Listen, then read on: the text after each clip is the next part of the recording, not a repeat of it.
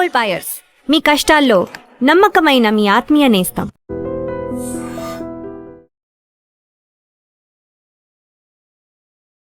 Hi, welcome to iDream.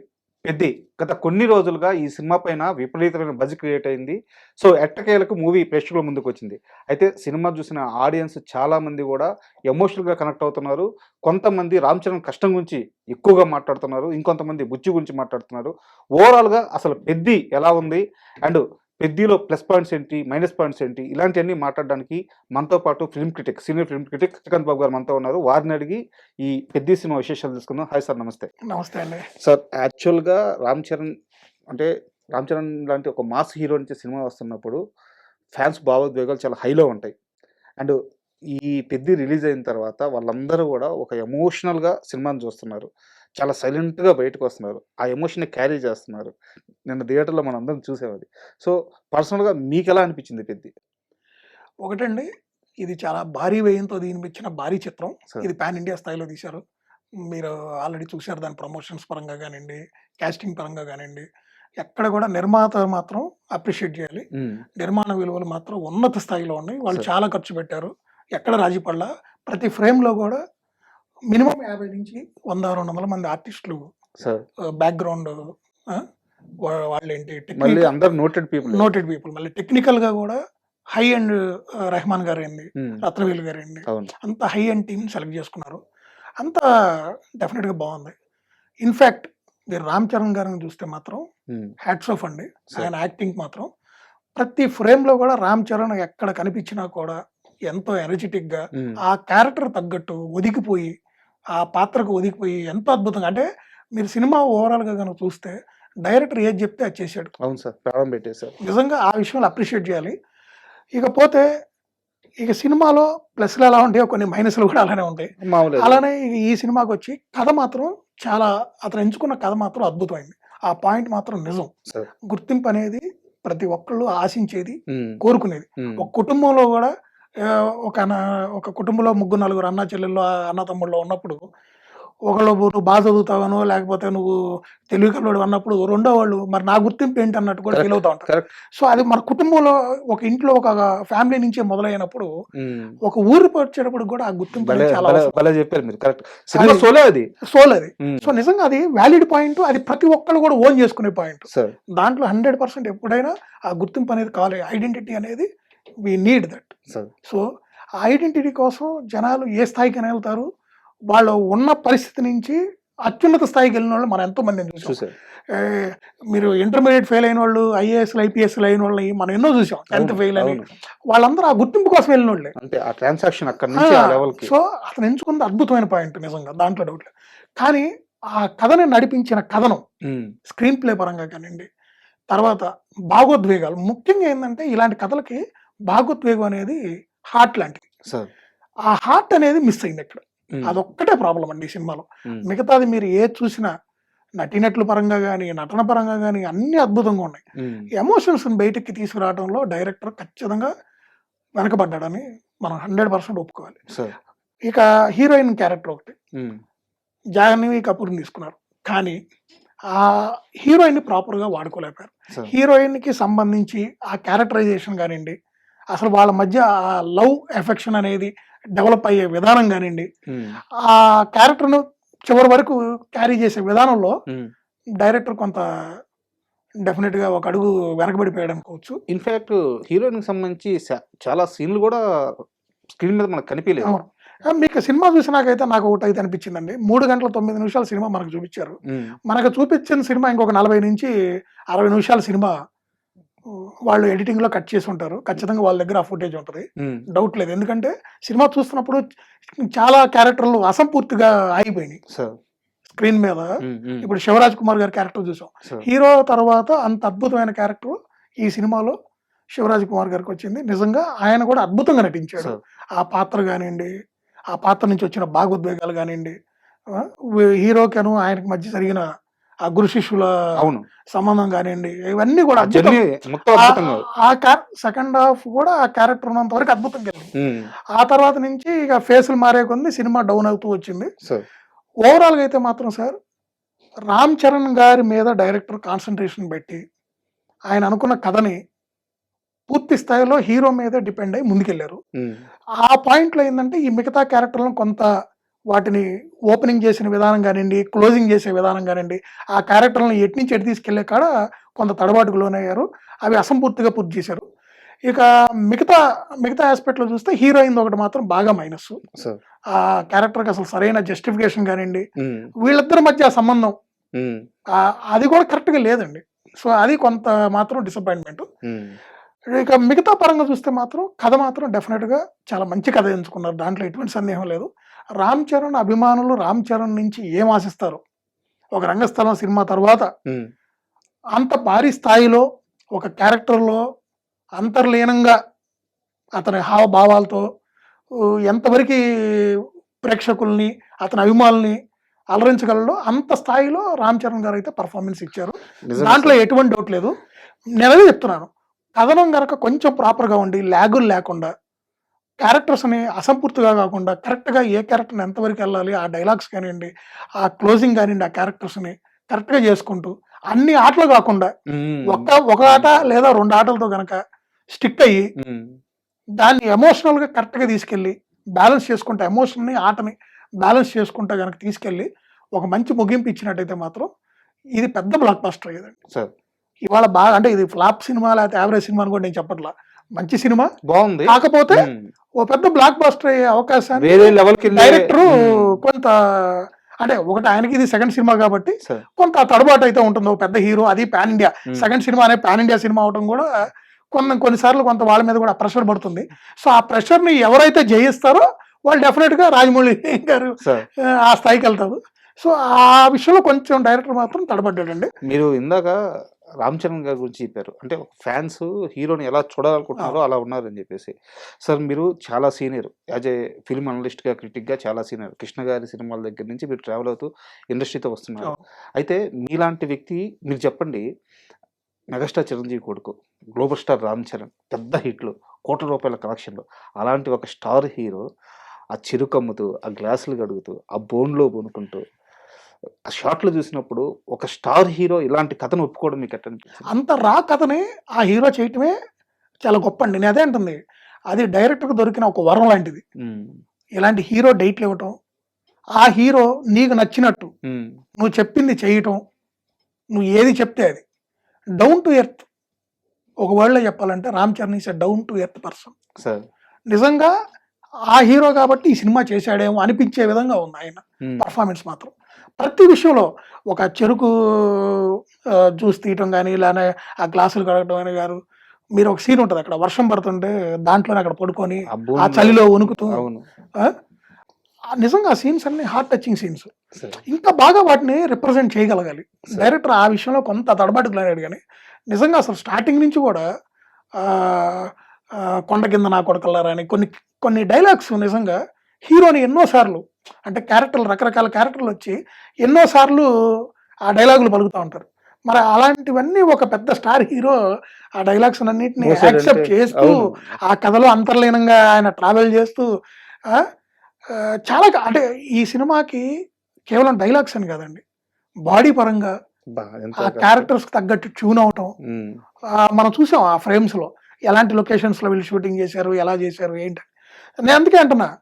అందుకే దీంట్లో ఉన్న ఆ చిన్న చిన్న తప్పులు కొన్ని ఉన్నాయి, ఏవైతే ఉన్నాయో అవి కాదు మనకి ఇంపార్టెంట్. ఇక్కడ ఏదైతే ఈ పాజిటివ్నెస్, హీరో ఏదైతే తన భుజాల మీద వేసుకుని సినిమా కోసం ఆయన పడిన కష్టం ఏదైతే ఉందో, ఆన్ స్క్రీన్ అది ఎంత అద్భుతంగా వచ్చిందో, వాటి కోసం ఖచ్చితంగా రామ్ చరణ్ ఫ్యాన్స్ ఏంది అందరూ ఖచ్చితంగా ఒకసారి థియేటర్కి వెళ్ళి చూడాల్సిన సినిమా, దాంట్లో ఎటువంటి సందేహం లేదు. రెండోది ఏంటంటే సీజీ వర్క్ ఒకటి మాత్రం కొంత మైనస్ ఉంది ఈ సినిమాకి, అవి సరిగ్గా రాలేదు. ఇక ఏఆర్ రెహమాన్ గారి సంగీతం ఈ సినిమాకి 100% మంచిగా బాగా వచ్చింది. 2 పాటలు చాలా అద్భుతంగా వచ్చినాయి. మనం ఫస్ట్ అనుకున్నాం, పిక్చరైజేషన్ కూడా చాలా బాగుంది. బ్యాక్గ్రౌండ్ స్కోర్ కూడా చాలా రోజుల తర్వాత, నాకైతే నిన్న ఈ సినిమా చూసిన తర్వాత, ఈ మధ్య చూసిన లాస్ట్ లో చూసిన ఒక 20 సినిమాలకి ఈ సినిమాకి నాకు బ్యాక్గ్రౌండ్ స్కోర్ అయితే ఎంతో చక్కగా ఆహ్లాదకరంగా ప్లెజెంట్ గా ఉంది. అవును, కరెక్ట్. నాకు చాలా, అంటే 3 గంటల 9 నిమిషాలు నేను కూర్చోగలిగాను అంటే కేవలం ఆ బ్యాక్గ్రౌండ్ స్కోరు అంత చక్కగా ఉండటం వల్ల, ప్లస్ రామ్ చరణ్ గారు ఆయన ప్రతి ఫ్రేమ్ లో కనిపించినప్పుడు అతని నటన కానీ, ఆ సంభాషణలు కానివ్వండి. బుచ్చిబాబు గారు ఒక విషయంలో ఆయన మన 100% డైరెక్టర్ మనం అప్రిషియేట్ చేయాలి. కథ విషయంలో కానీ ఆయన ఎంచుకున్న కథ సూపర్ పాయింట్ అండి. అది నిజంగా అసలు పాన్ ఇండియా స్థాయిలో కూడా అది మంచి పాయింట్. దాన్ని కరెక్ట్గా ఆయన చేసుకోవడంలో కొంత వెనకబడ్డాడు. బట్ ప్లస్ డైలాగ్స్ కూడా చాలా అద్భుతంగా రాసుకున్నాడు. డైలాగ్స్ కూడా చాలా సహజంగా బాగున్నాయి. ఒక కథనం విషయంలోనే ఆయన కొంత తడబడుకులు ఉన్నాడు తప్పితే మిగతా అన్ని కెమెరా వర్క్ కానివ్వండి, ప్రతి విషయంలో కూడా సినిమాలో ఇది ఖర్చు లేని సినిమా, లేకపోతే మనకి ఏదో పాన్ ఇండియా అన్నారు, ఇది ఇంత ఖర్చు లేని సినిమా కానీ, లేకపోతే అంత అద్భుతమైన సినిమా కాదు కానీ, లేకపోతే ఇది ఒక చెత్త సినిమా అనుకునే పరిస్థితి ఎక్కడా లేదు. Correct sir. ఇది డెఫినెట్గా ఒక మంచి సినిమా. మనం ఏదైతే ఒక 10 పాయింట్లు అనుకుంటామో 6 పాయింట్లు మనల్ని మెప్పించింది. ఒక 4 పాయింట్లలో డైరెక్టర్ కొంత తడబాటుకు లోనయ్యాడు. అది ఆయనకి ఇది రెండో సినిమా అవడం, మళ్ళీ వెంటనే పాన్ ఇండియా సినిమా అవడం వల్ల డెఫినెట్గా కొంత ఆ హర్డిల్స్ అనేది ఆయన మీద పనిచేసినాయి అనేది నాకైతే అర్థమైంది. అండ్ పెద్ద మూవీలో సార్ నాకు ఇంకా బాగా నచ్చింది ఏంటంటే రామ్ చరణ్ గారి కష్టం ఓకే, బుచ్చిబాబు గారి కష్టం okay, technical work okay, Jagapathi Babu గారి నటన సార్, అప్పల్ సూరి క్యారెక్టర్ డెఫినెట్గా ఆ క్యారెక్టర్ మనం మెచ్చుకోవాలి సార్. ఎందుకంటే హీరోలో కూడా ఒక ఎమోషన్ కలిగించిన క్యారెక్టర్. సో అది ఒక ఇంపార్టెంట్ క్యారెక్టర్. ఆ క్యారెక్టర్ ఎప్పుడు కనిపించినా కూడా ఒక ఆలోచింపజేసింది ఏంటి అసలు.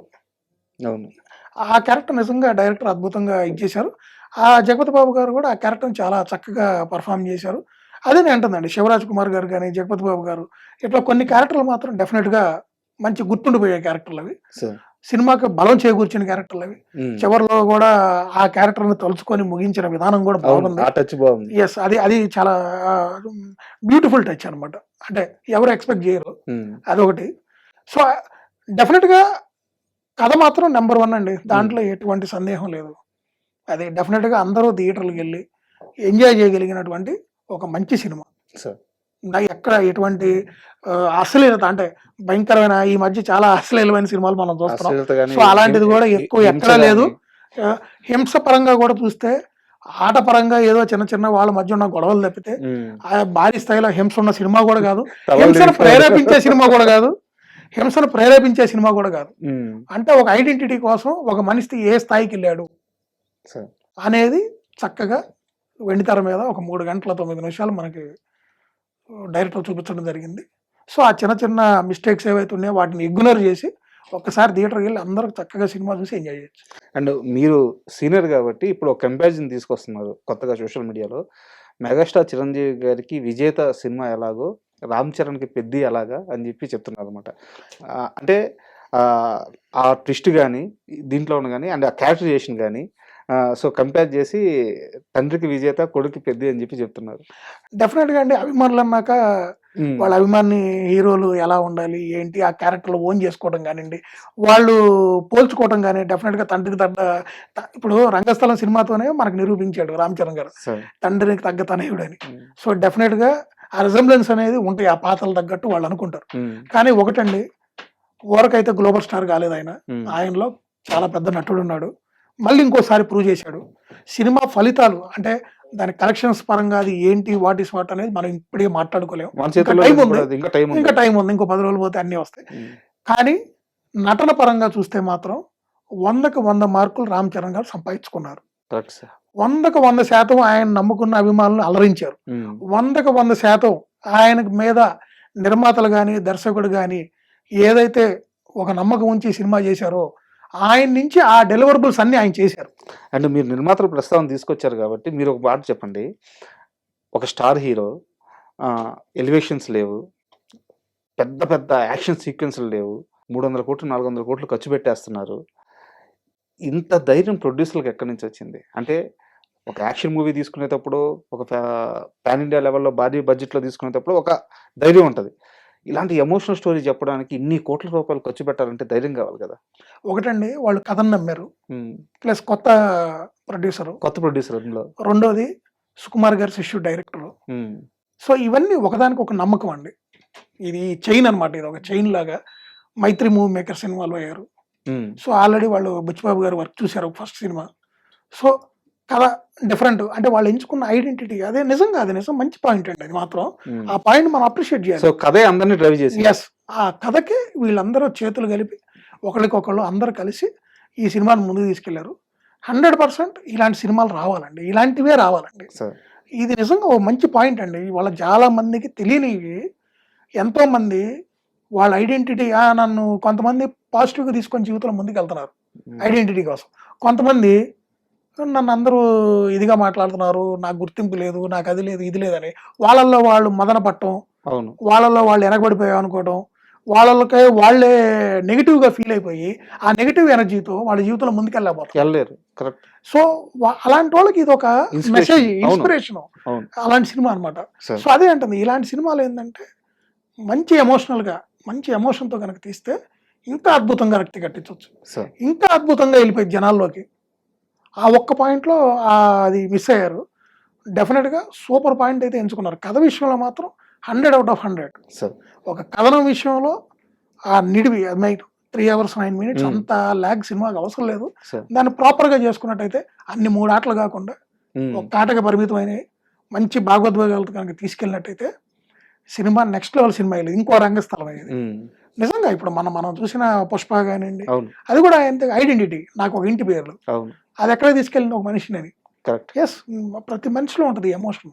కొంతమంది బయటికి చెప్పుకుంటారు, కొంతమంది చెప్పుకోరు. సార్ కుటుంబంలోనే ఉంటుందండి. 2 పిల్లలు ఉన్న కుటుంబంలోనే ఒకళ్ళకి తల్లిదండ్రులు బాగా చదువుతాడని ప్రోత్సహిస్తుంటే రెండో వాళ్ళలో కూడా ఉంటుంది మన ఐడెంటిటీ ఏందని, అవును నన్ను ఏంది అంటే నేను పనికిరాను వాడినా, Hmm. నాకు గుర్తింపు లేదా, నాలో ఒక ఆట ఉంది, నువ్వు నన్ను గుర్తించట్లేదని వాడు మొదలు పెడతా ఉంటాడు కూడా. Sir correct. ఈ రోజు పిల్లలు కొంచెం ఈ జనరేషన్, మీరు లాస్ట్ మా జనరేషన్లో అయితే బయట చెప్పుకోలేని పరిస్థితి. తల్లిదండ్రులు ఏది చదువుకోమంటే అది చదువుకోవడం, ఏది ఇష్టం అంటే అది, ఏ బట్టలు వేసుకోమంటే అది, ఇప్పుడు ఏ కలర్ అంటే అది, హెయిర్ కటింగ్ తో సహా ఏదంటే అది. ఈ రోజు పిల్లలు అలా కాదు. వాళ్ళు అడుగుతున్నారు, నాకు ఇది కావాలి, అవును నాకు ఇదే బాగుంటది, నాకు ఈ హెయిర్ స్టైలే బాగుంటది, నేను ఇలాంటి టిష్యూసే కొనుక్కుంటా, అలాంటి కాలేజీలో చదువుకుంటా. చాలా పర్టికులర్ గా ఉంటుంది. అదేనంటుంది ఇలాంటివి. సో ఇలాంటివి చాలా అంటే అవసరం కూడా, అంటే సమాజంలో జనాలకి, ఇప్పుడున్న yes, పరిస్థితులకి చాలా అవసరం. రావాలండి. అతను ఊరి కోసం నిజంగా అది it's not a small thing కదండి. ఆ ఊరి కోసం అంత చేయటం అనేది, అతనికి చదువు లేదు ఏమీ లేదు, అలాంటి ఒక వ్యక్తి ఆ స్థాయికి వెళ్ళాడంటే it's a big inspiration. Sir సొసైటీలో ప్రతి ఒక్కరికి అది ఒక పెద్ద ఇన్స్పిరేషన్. సార్ ఆ ఇన్స్పిరేషన్కి ఎమోషన్ తోడైనప్పుడు ఆ ఇన్స్పిరేషన్ అనేది మనం ప్రతి ఒక్కళ్ళు ఓన్ చేసుకోగలం. సో ఆ ఒక్క పాయింట్లోనే కొంచెం వెనకబడ్డారు.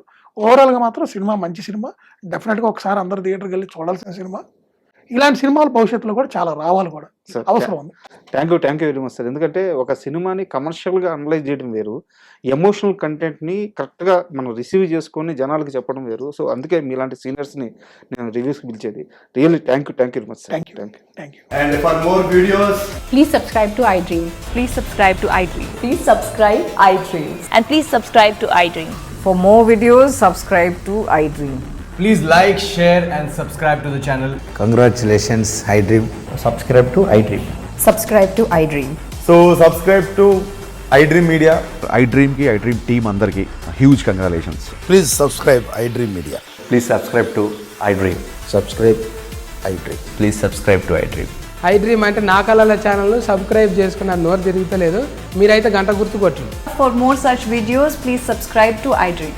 Subscribe to iDream. Please subscribe to iDream. Please subscribe iDream Media. Please do subscribe to iDream. Please subscribe to iDream Media. For best entertainment and information, please subscribe iDream. And don't forget to subscribe to iDream.